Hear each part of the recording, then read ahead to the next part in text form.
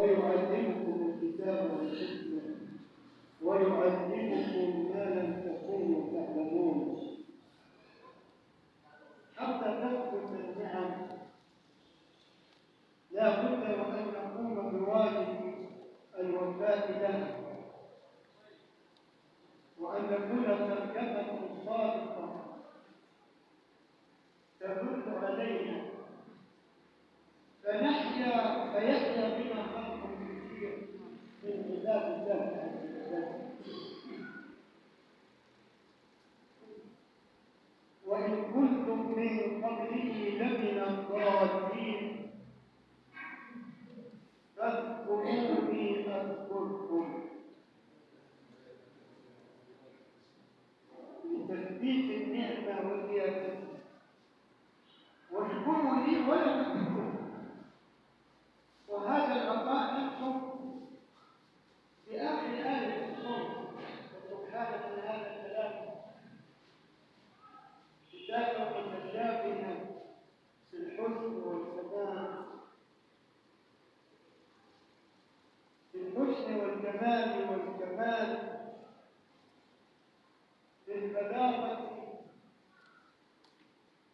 والبيان. هذا بيان الكتاب ولتكملوا العدة ولتكبروا الله على ما هداكم. نفس العطاء نفس الوفاء ولعلكم تشكرون. بعدها ايه الرجال؟ وإذا سألك عبادي عني فإني قريب. وهذه هي مهمة الصوم، أن يجعلك مع ربك دوما. أما سمعنا ربنا عز وجل على لسان نبينا صلى الله عليه وسلم وهو يقول إن الصوم فعلا فإنه لي وأنا أتي به. الصائم فرحتان يفرحهما فرحة التدبر، فرحة قلبية. فالأرض ترى الأرض جافة وهامدة ومتشققة، فإذا أنزلنا عليها الماء اهتزت وربت وأنبتت من كل زوج بهيج. ونزلنا من السماء ماء مباركا فأنبتنا به جنات فأنزلنا رزقا وحب الحصيد والنخل باسقات لها طلع نضيد رزقا للعباد وأحيينا به بلدة ميتا. فإذا كانت حاجتنا إلى الماء حاجة ضرورية لقوام الحياة، وجعلنا من الماء كل شيء حي. بركة الماء ذكرت في القرآن مرة واحدة، وبركة القرآن ذكرت في القرآن 4 مرات أو في 4 مواضع، موضعين أو موضعان وكلاهما صحيح عند أهل اللغة. موضعان في سورة الأنعام وموضع في سورة الأنبياء وموضع في سورة صاد اللي هو كتاب أنزلناه إليك مبارك ليتدبروا آياته وليتذكر كل الألباب. معنى هذا أن حاجة البشرية إلى أقوال الله، إلى سر الله في روح الحياة ونورها وهداها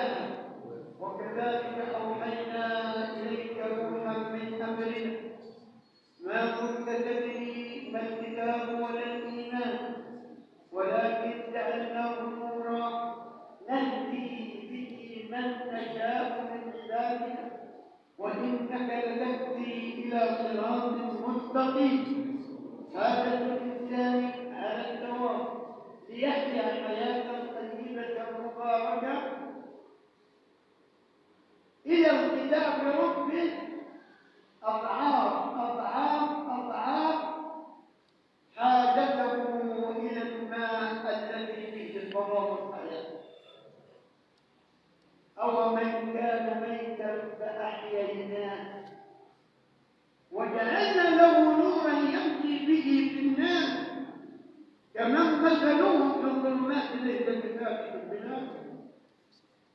واحفظوا هذا السر لتحيوا به حياة طيبة مباركة خالية من الكبر والمعقدات، خالية من الأحزان والأفكار، حياة من خلالها تواجهون مهام أعمالكم واستهدافكم بمعية الله عز وجل.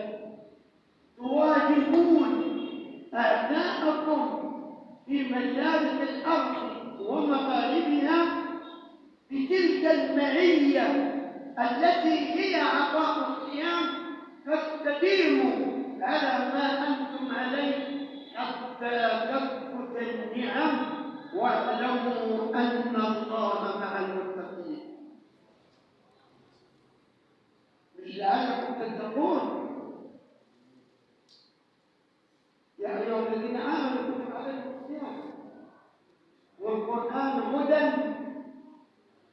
للمتقين وهما متآثران. صفاتية هذا الشهر تنعكس على أمة الحبيب نورا، روحا يكفي ونورا يهدي وقوة تدفع إلى الأمام حتى تلقى رمضان القادم بخير وصحة وعافية وسر. فليستجيبوا لي وليؤمنوا بي لعلهم يرشدون. في آخر رمضان نيجي بكلام الوعد، يقول الله لجنته تزيني واستعدي فإن عباد الصائمين أوشكوا أن يستريحوا من تعب الدنيا إلى دار وكرامة. يعني ما قلتوش الله فلو شافوا العين شافوها حلوة والكاس بالجول الناس بدون واعي يجيب كده ويقول عن درجات الله شيخ شوف دي يا شيخ، شوف يا شيخ والله مصدق. إذا كان آخر رمضان أمال أنت هتفرح فين؟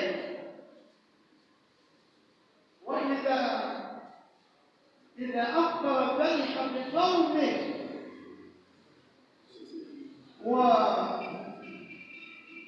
لقي ربه فرح بصومه وإذا أفطر فرح بفطره. للصائم فرحتان. يقول الله يا ملائكتي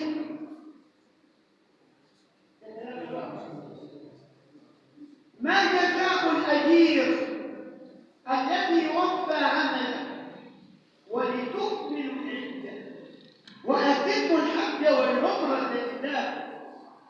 إبداع في أداء الشعيرة والتفنن حتى تستحمل على مرضات الله وتكون عند مراد الله كما أراد الله من هذا الفضل أن يكون. ذلك ومن يعظم شعائر الله فإنها من تقوى. يا ملائكتي ما جزاء الأجير الذي وفى عمله؟ يقولون ربنا جزاؤه أن يوفى أجره. اسمع يا شيخ، يقول الله عز وجل: أشهدكم يا ملائكتي. طب هو حق اللي عند ربنا حاجة عشان يسهل. أشهدكم يا ملائكتي. اسمع يا إخوان، والله كلام حلو. اسمع يا ولد، اسمع يا رب.